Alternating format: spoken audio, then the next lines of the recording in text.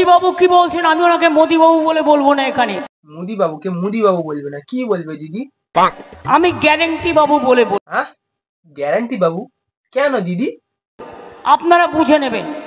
তিনি কি বললেন? বিনা পয়সায় চাল দিচ্ছেন, 2 বছর ধরে 1 টাকাও দিচ্ছেন। বলুন, হয় আপনি ক্ষমা চান, আর তা না হলে বলুন যে আপনি টাকা দিয়েছেন চালের। ও, মোদি বাবু চালের টাকা দেয়নি বুঝি? দেখুন লাইভ বস্তা থেকে বের করছে, আপনি দেখুন এই চালটা রেশন ডিলার দিল কি করে, এটা আমার খারাপ চাল দিচ্ছে, যে চাল আমাদের খাওয়ার যোগ্য নয় সেই চাল দিচ্ছে, সেই আটা দিচ্ছে, আটায় পোকা চালে পোকা।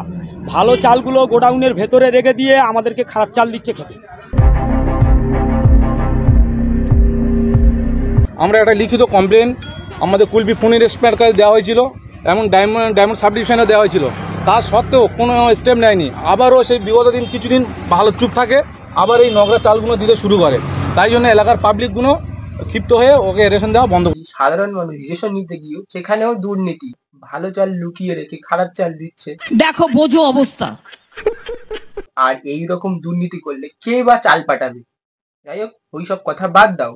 আমার একটা সাবস্ক্রাইবার আমাকে কমেন্ট করেছে, দাদা তুমি দিদিকে দিদি কেন বলো? তোমার তো ঠাকুমা হয়, দিদিকে কেন দিদি বলি? এই ভিডিওটা দেখুন, তারপরে আমাকে বলবেন আমি কেন দিদিকে দিদি বলি। মমতা বন্দ্যোপাধ্যায় ঠাকুমা না, স্কিন দেখুন, দাঁত দেখুন, চুল দেখুন, এই বয়সে কুচকুচ করছে আলকাতরা থেকেও কালো। উনি বয়স্ক, আপনি চরম তৃণমূল বিরোধী। মহা মুশকিল।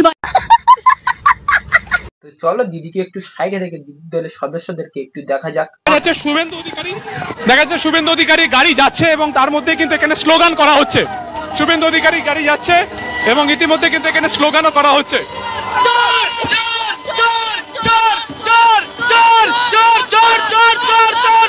ভাই এরা কারা? নিজের রাজ্যের শিক্ষামন্ত্রী কোটি কোটি টাকা চুরি করে চুরির দায়ে জেল খাচ্ছে, এরাই আবার চোর চোর চোর করে স্লোগান তুলছে। মিনিমাম লজ্জাটুকুই নেই। আমাদের এই রাজ্যে কি কি চুরি হয়নি আপনি একটু বলবেন কি?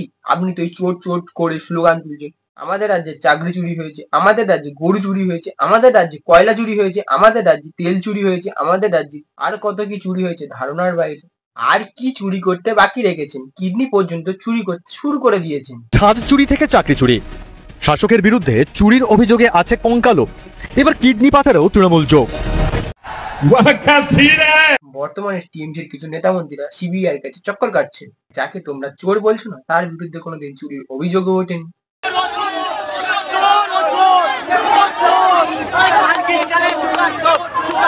এই টিএমসির কিছু সদস্যদেরকে দেখি আমার মনে হয় না এরা কোনো শিক্ষিত বাড়ির ছেলে মেয়ে। যদি কারণ মিনিমাম শিক্ষাটুকু থাকতো তাহলে কেউ ওপেন ক্যামেরায় এইভাবে গালাগালি করতে পারতো না।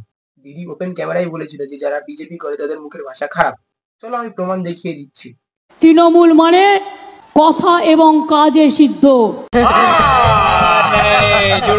আর বিজেপি মানে অসত্য ভাওতা জুমলাবাজি এবং মিথ্যা কুৎসিত ভান্ডার। মুখের ভাষাটাও জঘন্য। এবার আমরা দেখতে পাচ্ছি কাদের মুখের ভাষা জঘন্য।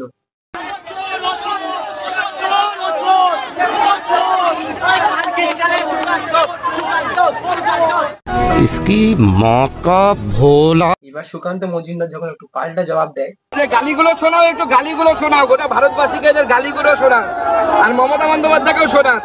যে গালিগুলো দিচ্ছে সেই গালিগুলো একটু মমতা বন্দ্যোপাধ্যায়কে শোনান। কি শিক্ষা তৃণমূল কংগ্রেসের?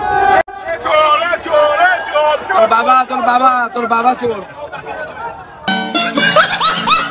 যাই হোক, ভিডিওটা বেশি বড় করলাম না। ভিডিওটি যদি ভালো লেগে থাকে লাইক কমেন্ট শেয়ার করতে বলবেন না। আর তুমি নতুন সাবস্ক্রাইব করে দিয়ে পাশে থাকা বেল আইকন ক্লিক করে দাও, যাতে আমি ভিডিও ছাড়ার সঙ্গে সঙ্গে তোমার কাছে নোটিফিকেশন চলে যায়। টাটা, আর ঝাঁকা নাকা ভিডিও নিয়ে তোমার সাথে দেখা হচ্ছে। ততক্ষণ ভালো থাকবে, সুস্থ থাকবে। Good bye. आज के लिए फिलहाल इतना ही। आपकी तरह मैं भी मायूस हूं, लेकिन उम्मीद पर दुनिया कायम है। दिल दुखा है लेकिन टूटा तो नहीं है, और उम्मीद का दामन छूटा तो नहीं।